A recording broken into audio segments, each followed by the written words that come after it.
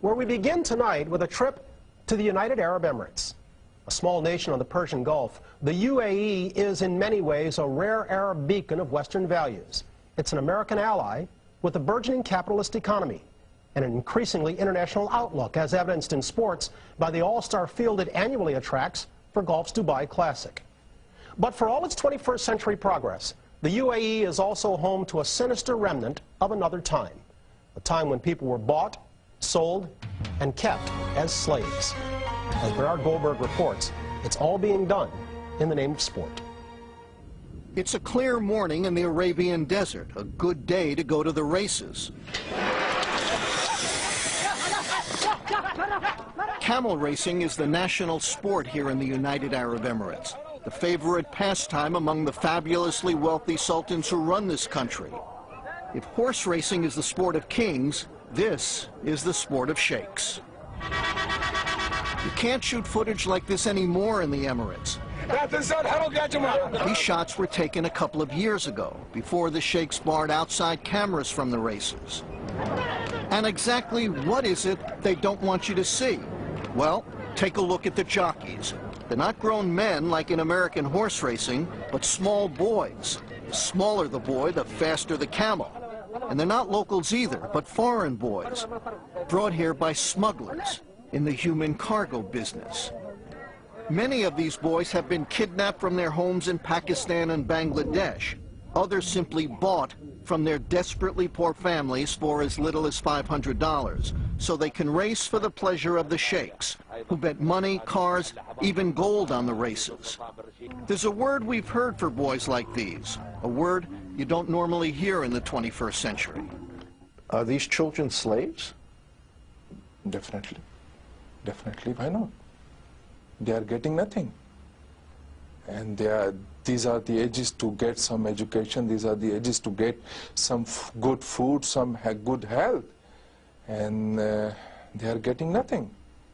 Ansar Bernie is a human rights advocate from Pakistan who has made dozens of secret visits to the desert stables where the jockeys are kept.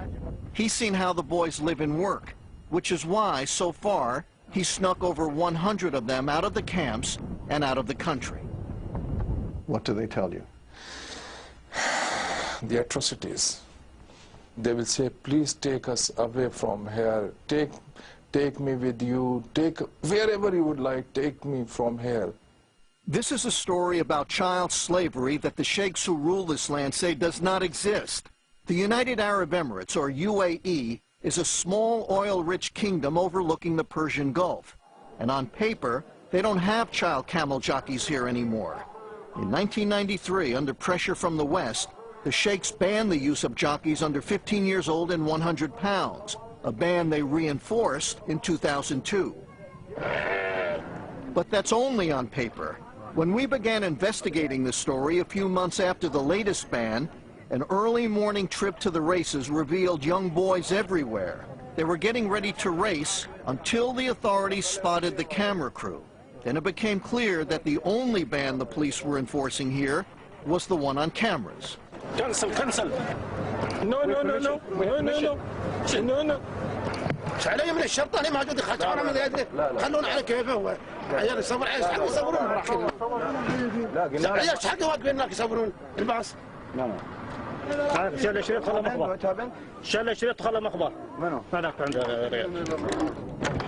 So to find out just what was going on in the world of camel jockeys, Real Sports took a trip into the Arabian desert. We went with Ansar Bernie as he visited the camel tracks and stables, plotting his next rescue. Bernie and his wife Shaheen took our British cameraman David Higgs, outfitted with a hidden camera, for a 2-week trek through the UAE. The trip began at a training session at the country's main track, where there were no photography signs everywhere. So it's quite clear that what is happening here is something that they want to take place in secret.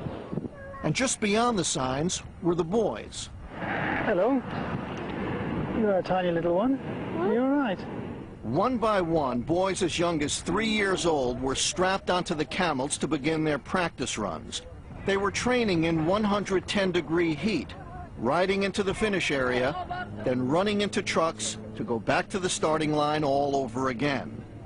Every jockey we met was very young and a world away from home.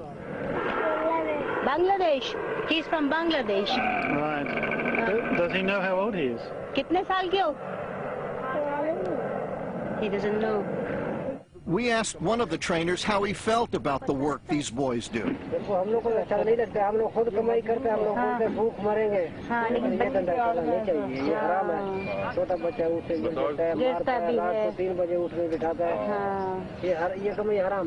But for these boys, the only thing tougher than a day at the track is a day at home. Just down the road from the palaces of the sheikhs are the desert camps where the boys are kept. These camps are quite a bit more like a prison camp than a place for children. The camps often have no furniture and no electricity, but they do have plenty of barbed wire, just in case the boys get any ideas. And behind the locked gates, you can see them doing every kind of dirty work. So he's clearing up the camel dung. When we met Salim, a camel jockey since he was just 3 years old, he was boiling tea for his masters. Boys like Salim, we were told, are virtually starved to keep their weight down for racing. Oh. They can't take anything, only this biscuit and water and nothing. This trainer agreed to tell us about how the boys are treated. We're hiding his face to protect him from possible repercussions. If a boy grows above 50 pounds, the trainers decrease his food. And if he's already not eating, they make him work to lose weight. As for shelter,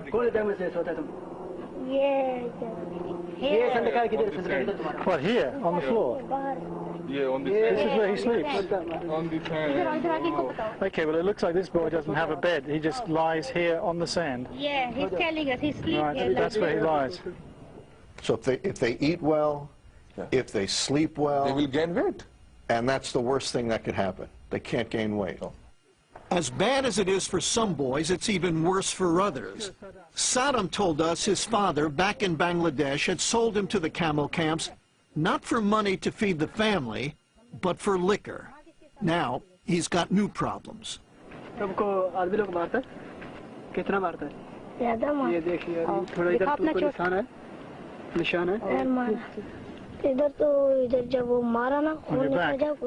we see? Yes, cause when they hit him and he has lots of bleeding. Oh my goodness. Yes. और ये क्या है? ये चोट कैसे? ये क्या लगा? हाँ. This one is. Yeah. He pick him off the ground and throw him on the ground. It's how they keep the boys in line, the trainer told us, and he showed us just how brutal that training can be.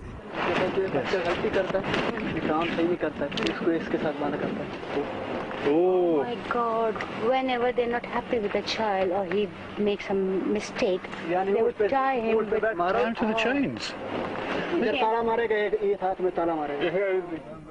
And after he's chained up, the boy is hit, sometimes with his own camel whip. We asked the trainers at this camp if all the boys get this treatment.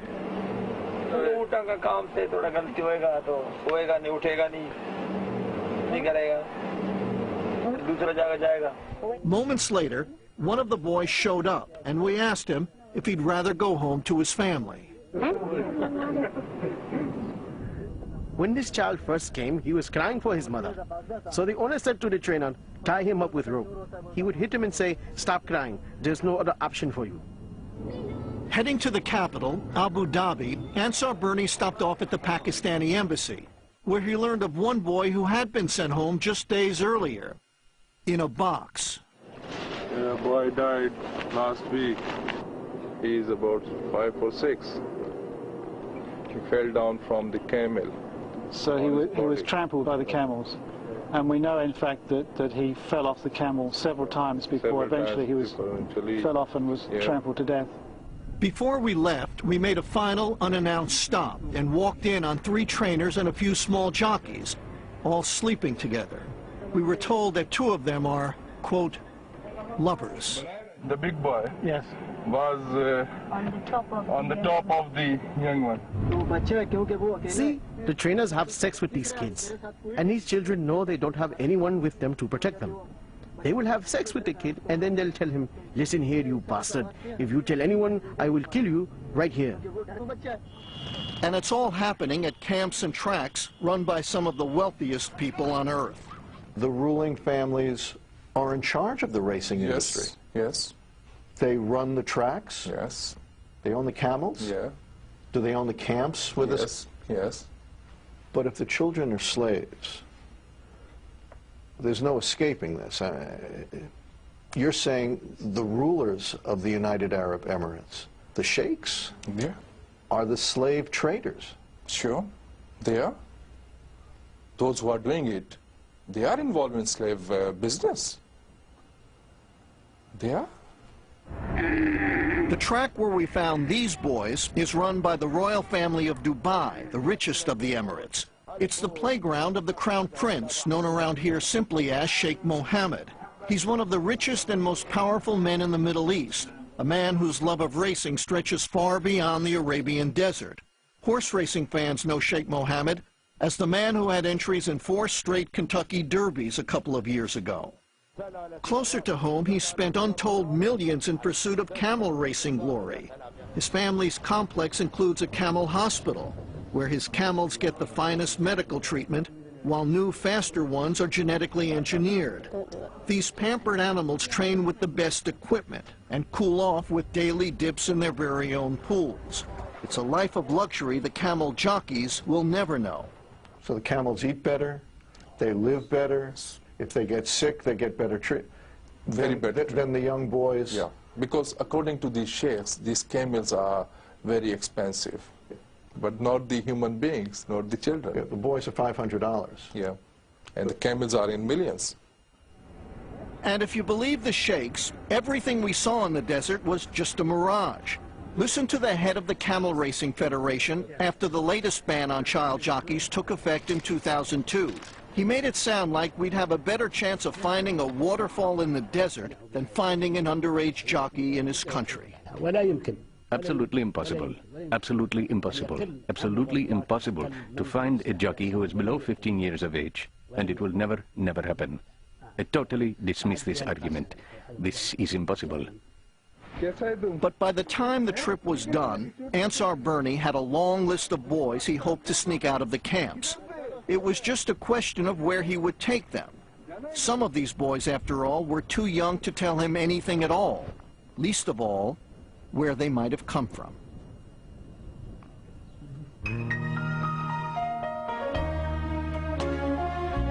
Bernie, UAE officials wouldn't speak with you, but I understand they sent you a letter? Yeah, we tried to talk to them. And for a while, they indicated they would talk to us, but then they just stopped returning our phone calls. But we did get a letter from them just a few days ago. And the letter basically says, we're against this kind of thing. It's against the law in our country. And do you remember the scene in Casablanca where the policeman says, gambling? I'm shocked. Well, this is basically the Casablanca defense, that they're shocked that this is happening in their country, and they are adamantly, they say, against it. That age ban of 2002, was it ever really in effect, or was it always just a guise? It was always on paper. Reinstated in 2002 from 1993. So on paper, they've done all the right things, but the paper never jibed with reality. Those who are engaged in this, are they immune to international pressure? Well, you know, the United States can put sanctions on countries that do things like this, but what kind of sanctions, in reality, are you going to impose on a nation like the United Arab Emirates, where the streets might as well be paved with gold? Yeah, it's like giving financial incentive to Bill Gates. Yeah. What are you going to tell Bill Gates, that we're going to take what away from you? Yeah. So they're immune in that the sultans and sheikhs run the country. Makes it easy. As Bernie noted, exposing the plight of these camel jockeys is only part of Ansar Bernie's mission. Putting an end to the practice and saving those involved are also his priorities. We focus on those ends in the second part of our story from the UAE.